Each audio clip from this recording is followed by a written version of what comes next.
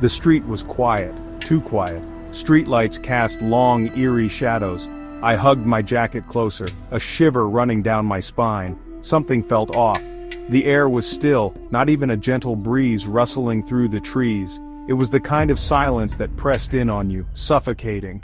I reached my doorstep, fumbling for my keys. Each metallic click echoed in the stillness. My hand trembled as I pushed open the door. The house was dark, the only light emanating from the street lamp outside. A wave of unease washed over me. This wasn't right. Taking a deep breath, I flicked on the light switch. Nothing. The bulb must have blown. I stepped inside, the darkness closing in around me. My heart pounded in my chest. I could have sworn I heard a soft whisper, but when I turned around there was nothing there, just shadows dancing in the darkness.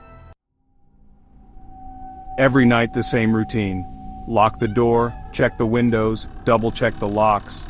Tonight, something felt different. The silence was heavy, suffocating. It felt as if the walls themselves were holding their breath. I moved through the house, my footsteps echoing in the stillness. The living room was empty, furniture shrouded in shadows. I reached for the lamp switch, my fingers brushing against something cold and slick. I recoiled, my heart racing. Turning on the overhead light, I saw it. A single playing card lay on the coffee table. The Queen of Spades. A cold sweat prickled my skin. I didn't own a deck of cards. My hand trembled as I reached for my phone. The bright screen a beacon in the darkness. No signal, of course not. I was alone. Trapped. The silence was broken by a soft scratching sound coming from upstairs. My blood ran cold. It sounded like fingernails dragging across the floorboards. I froze, straining to listen. There it was again, a slow, deliberate scrape. Someone, or something, was moving around up there. Fear lent me a burst of adrenaline. I grabbed a heavy bookend from the shelf, clutching it like a lifeline. Step by cautious step, I made my way up the stairs. Each creak of the wooden steps sent shivers down my spine. The scratching sound grew louder, closer. Reaching the top of the stairs, I peered down the hallway. My breath caught in my throat. The door to my bedroom stood slightly ajar, a sliver of darkness beckoning me forward. A low growl emanated from within, sending a surge of terror through me. I knew then with chilling certainty that I wasn't alone.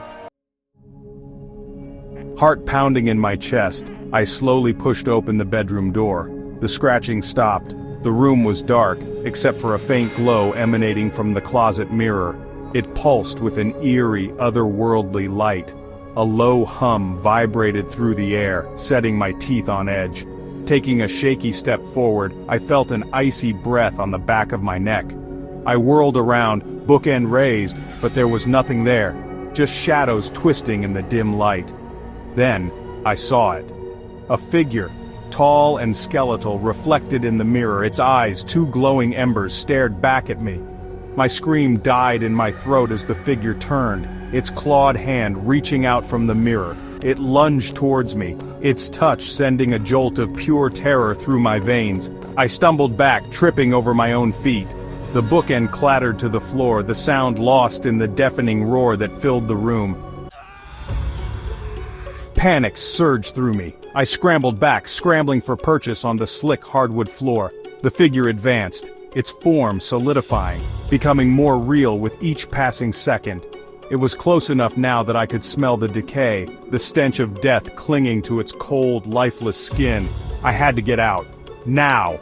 Scrambling to my feet, I lunged for the bedroom door, throwing it open and racing into the hallway. The figure's ragged breathing echoed behind me, its claws scraping against the walls as it pursued me relentlessly.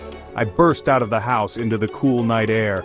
The streetlights flickered, casting grotesque shadows that danced before my eyes. I didn't dare slow down, not even for a second. I could feel the entity's presence behind me, its icy breath sending shivers down my spine. It was out there, lurking in the shadows, waiting for me to let my guard down. And the most terrifying part of all? Somehow, I knew it wouldn't be waiting for long. If you are interested in more intriguing fictional stories like these, subscribe to the channel.